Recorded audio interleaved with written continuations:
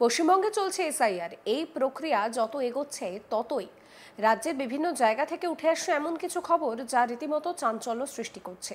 এই প্রতিবেদনেও এমন একটি খবর আপনাদেরকে বলবো যা রীতিমতো শোরগোল ফেলে দিয়েছে। ফের একবার নির্বাচন কমিশনের প্রকাশিত ভোটার তালিকার বিরুদ্ধে উঠল অভিযোগ। 1971 সালে ভোট দিলেও গোটা পরিবারের নাম নেই 2002 সালের ভোটার তালিকায়। এখানে কথা হচ্ছে হুগলির গোঘাটের শ্যামবাজারের পঞ্চায়েতের তৃণমূল প্রধান প্রভাত গোস্বামী ও তার পরিবারকে নিয়ে। নির্বাচন কমিশন প্রকাশিত তালিকায় শুধু তার নাম নেই তা নয়, গোটা পরিবারের নাম উধাও। বৃদ্ধ বাবা, মা, কাকা, কাকিমা কারো নাম নেই 2002 সালের ভোটার তালিকায়। প্রভাত বাবুর বাবা চিত্তরঞ্জন গোস্বামী প্রাক্তন উপপ্রধান ছিলেন। তিনি 1971 সালে সেই সময় থেকে দাঁড়িয়ে ভোট দিয়ে আসছেন।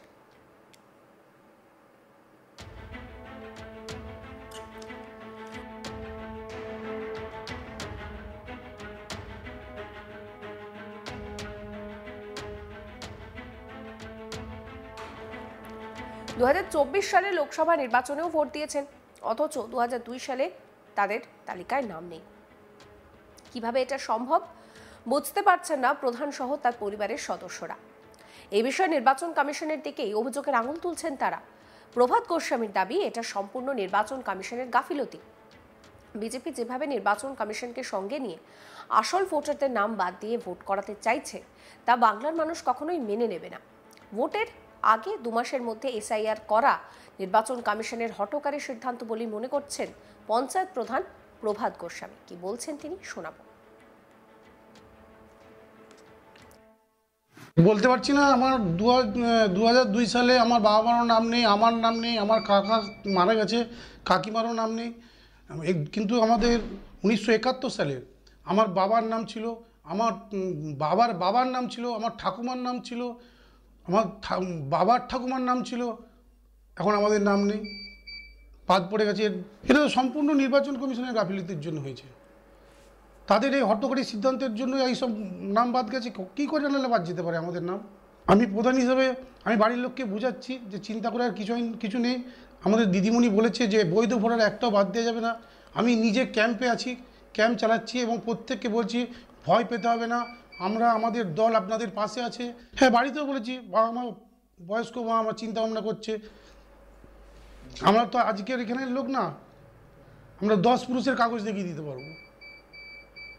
এটা নির্বাচন কমিশনের গাফিলতি, সম্পূর্ণ হটকারী সিদ্ধান্ত। এই ভোটের আগে যেভাবে এখন এই 2 মাসের মধ্যে এসআইআর শুরু করেছে, তাই তো আরও বাদ যাবে। এটা সম্পূর্ণ নির্বাচন কমিশনের গাফিলতির জন্য বাদ গেছে নামটা। আমি শ্যামবাজার গ্রাম পঞ্চায়েত প্রধান, হুগলি কোঘাট। আমার নামও নেই, আমার বাবার নাম নেই, আমার মায়ের নাম নেই, মারা গেছে তার নামও নেই। বিজেপি যেভাবে নির্বাচন কমিশনকে সামনে রেখে আসল ভোটারকে বাদ দিয়ে নির্বাচনে যেতে চাইছে, সেটা কখনোই এ রাজ্যের মানুষ মেনে নেবে না। এর প্রতিবাদ হবেই। নির্বাচন কমিশন কি ভেবেছে যেভাবে আমাদের নাম বাদ দেওয়া হবে? আমাদের যা যা কাগজ আছে, তার কাগজ আছে নাকি? সেই কাগজ দেখাতে পারবে নির্বাচন কমিশন? আমার যা ডকুমেন্টস আছে, এসব বিজেপিকে সাহায্য করছে নির্বাচন কমিশন পেছন থেকে। পেছনে বিজেপি, সামনে হচ্ছে নির্বাচন কমিশনকে সামনে রেখে নির্বাচনী বৈধটি পাওয়ার চেষ্টা করছে। কিন্তু কখনোই এই রাজ্যের মানুষ মেনে নেবে না। পরিবারের লোককে আশ্বস্ত করছি যে কিছুই হবে না, কারণ আমাদের ডকুমেন্টস আছে। এবং নিজেও আমি ক্যাম্পে যাচ্ছি, অনেক মানুষ এসে কান্নাকাটি করছে, ভয়ে ভীতগ্রস্ত অবস্থা তাদেরকে বুঝাচ্ছি যে কেউ কোনো নাম বাদ যাবে না। আমি নিজে 2টো ক্যাম্পে নজরদারি চালাচ্ছি, একটা ক্যাম্পে আমাদের আরেকজন আছে চালাচ্ছে। পঞ্চায়েত প্রধানের বাবা চিত্তরঞ্জন গোস্বামী কি বলছেন শোনাবো। 1971 সাল থেকে ভোটার। 1971 সালে যখন ভোটার আমি ছিলাম, ভোটার লিস্টে নাম আছে, আমি তখন আমার বয়স হচ্ছে 23 বছর। তখন থেকে আমি ভোট দিয়ে আসছি, কোনো ভোটে বাদ নাই। আমার প্রত্যেকটা ভোটে আমি ভোট দিয়ে আসছি। আমার আজ প্রায় 79 বছর বয়স। এই 79 বছরের মধ্যে আমার এখন দেখছি ভোটারের নাম নাই। ভোটারের নাম কী জন্যে নাই আমরা কিছু বুঝতে পারছি না। নির্বাচন কমিশনের কীরকম ধরনের ভুল এগুলো, যে আমরা ভোট দিতে পারছি না, আমাদের নাম বাদ চলে গেছে গোটা ফ্যামিলি। আমার ছেলে শ্যামবাজার অঞ্চলের প্রধান থাকা সত্ত্বেও প্রধানেরও নাম নাই। আমার নাম নাই, আমার স্ত্রীর নয়, আমার গোটা ফ্যামিলির নাম নাই। এমতো অবস্থায় দেখা উচিত। আপনারা বুঝুন এটা কীভাবে ভোটার নির্বাচন কমিশন ভোট করছে। হ্যাঁ, এই যে ভোটার লিস্টে সব নাম বাদ গেছে, এই নামগুলো কিভাবে তোলা যায় তার ব্যবস্থা আপনাদের সকলের করা উচিত। আমার এটা নির্বাচন কমিশনের ভুল, নির্বাচন কমিশনের এটা গরমিল সবটাই। 1971 সাল থেকে আমি ভোট দিয়ে আসছি, তখন আমি ভোটার 23 বছর আমার বয়স। আপনি ভোটার লিস্টগুলো দেখুন, 1971 সালের ভোটার লিস্ট আমার কাছে এখনও আছে। হ্যাঁ, আমরা আতঙ্কে আছি, আমাদের নাম পাশে বাদ চলে যায় এই জন্যে। এই বিষয়ে এলাকায় রীতিমতো চাঞ্চল্য ছড়িয়েছে। বিজেপি নেতা রাজু রানা স্পষ্ট বলেছেন যে যদি কোনো বৈধ ভোটার থাকেন অবশ্যই তার নাম উঠবে, কিন্তু যারা অবৈধ ভোটার তাদের নাম কোনোদিনই উঠবে না। এটা তৃণমূল কংগ্রেস বা ওখানকার প্রধান বিজেপির ওপরে দোষ চাপানোর একটা চেষ্টা করছে, রাজনৈতিকভাবে ফায়দা লোটার চেষ্টা করছে। কি বলছেন বিজেপি নেতা রাজু রানা, শোনাবো। দেখুন, পুরোপুরিভাবে এই এসআইআরটা করছে যেটা নির্বাচন কমিশন, সেটা একটা নিরপেক্ষ। আপনারা প্রত্যেকেই জানেন, যদি কোনো বৈধ ভোটার থেকে থাকে অবশ্যই তার নাম উঠবে, কিন্তু যারা অবৈধ তাদের নাম কোনোদিন উঠবে না। এটা সম্পূর্ণভাবে তৃণমূল কংগ্রেস বা ওখানকার যে প্রধান, এটা বিজেপির উপর দোষ চাপানোর চেষ্টা করছে।